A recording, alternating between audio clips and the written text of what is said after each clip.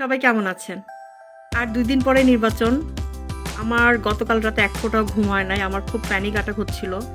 ভয় যে আল্লাহ কি জানি হয়। কারণ শতভাগ নিশ্চিত হতে পারছি না যে ভালো কেউ ক্ষমতায় আসবে। কারণ আমার কাছে যেটা মনে হচ্ছে যে এই দেশের জনগণ কিন্তু বেশিরভাগ ক্ষেত্রেই যাদের হাতে হয়তোবা সোশ্যাল মিডিয়া নাই বা যারা জানতে চায় না, বুঝতে চায় না, ব্রেন খাটাইতে চায় না, তারা শুধু মার্কা বলতেই অজ্ঞান। তারা দেশের ভালো খারাপ এগুলো নিয়ে তাদের কোনো অতটা চিন্তা নাই। মানে তারা সাফার করবে কিন্তু বুঝবে না। আর লোভ তো আছেই। ছাগলের থেকেও কম দামে ৪-৫০০ টাকার জন্য বিক্রি হয়ে যাবে, এটা তো আছেই। তো এদিক দিয়ে একটা চান্স আছে আরকি নেগেটিভ কিছু হওয়ার। বাট নিজেকে সান্ত্বনা দিয়েছি যে এটলিস্ট হ্যাঁ ভোটটা যদি আসে তারপরেও তো শান্তি। আসলে কি আমাদের দেশটা না এত ঘায়ে দগদগ হয়ে গেছে, মানে এত ক্ষত, আসলে এত সহজে ঠিক হবে না। আমি ওইটা বুঝতে পারতেছি। এত সহজে এত ভালো হয়ে যাবে বাংলাদেশ। আমরা যেই স্পেশাল জনগণ, আমরা এটা মানবো যে একটা ভালো সরকার আসবে, দেশের চাঁদাবাজি, দুর্নীতি, যত রকমের অন্যায় আছে বন্ধ হয়ে যাবে, আমরা খুব ভালো থাকবো, আমাদের সন্তানরা ভালো থাকবে, ভালো লেখাপড়া পাবে, চিকিৎসা পাবে, এগুলো বোঝেই না।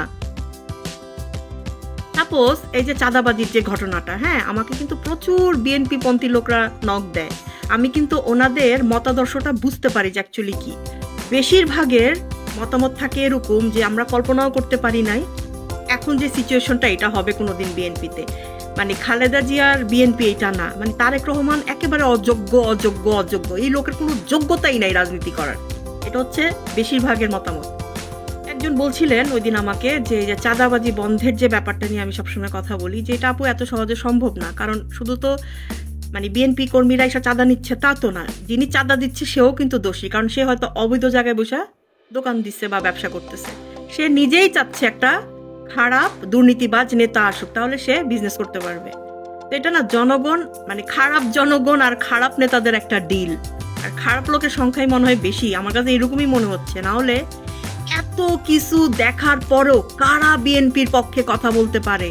অথচ আমি কিছু ভদ্র মানুষ দেখছি যারা রিয়েলি ভালো মানুষ, যখনই বিএনপির ভিতরে এই অনিয়ম দুর্নীতিগুলো দেখছে বিএনপি কিন্তু ছেড়ে দিচ্ছে। এখন এরা মানুষ, এদের শরীরে ব্লাডগুলো ভালো, কিন্তু যাদের ব্লাডের কোনো পরিচয় নাই একমাত্র তারাই যাই না শুই না বুঝা বিএনপিরে সাপোর্ট করবে। কারণ যাই না শুই না একজন শয়তানরে সাপোর্ট করার মানেটা কি? তো মানে তুমি নিজেও শয়তান, সোজা কথা।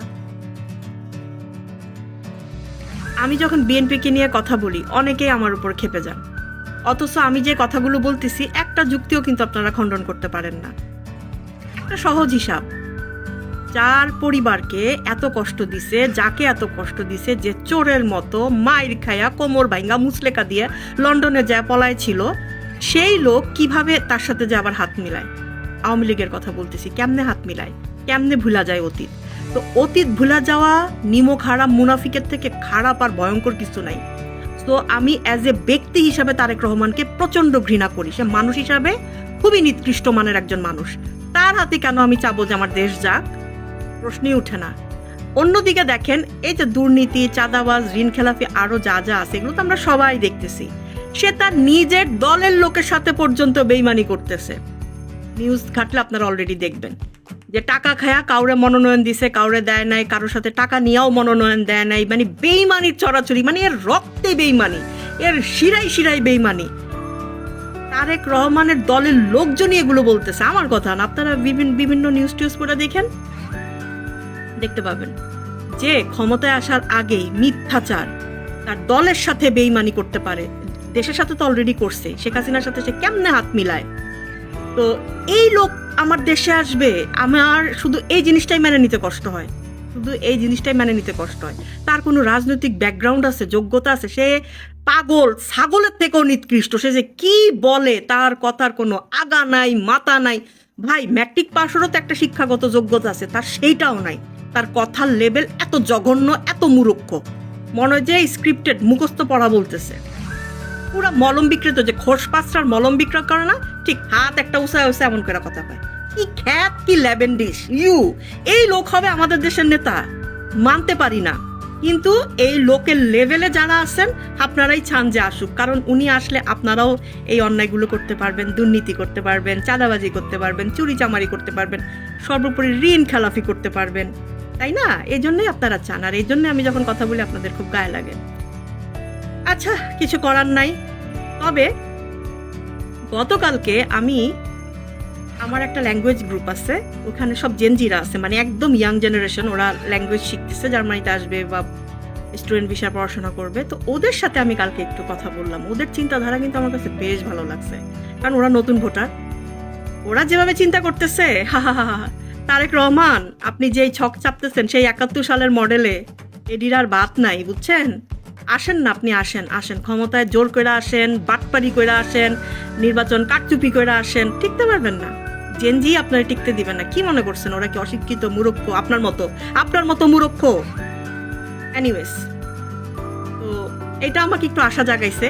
জেনজিরা মানে একদম নতুন যে তরুণ প্রজন্মরা really smart, they are really smart. ওদের চিন্তা ভাবনার প্যাটার্নই অন্যরকম। তো এই ভিডিওতে সব বলতে গেলে অনেক বড় হয়ে যাবে। আজকে আমি কোনো কিছু প্ল্যান করে কিছু বলছি না, জাস্ট আমার মনের কথাগুলো আপনাদের সামনে রাখতেছি, কারণ আমি খুবই হাইপার্ড, আমি খুবই প্যানিকড। ভালো কিছু হোক, ভালো কিছু হোক বাংলাদেশের জন্য।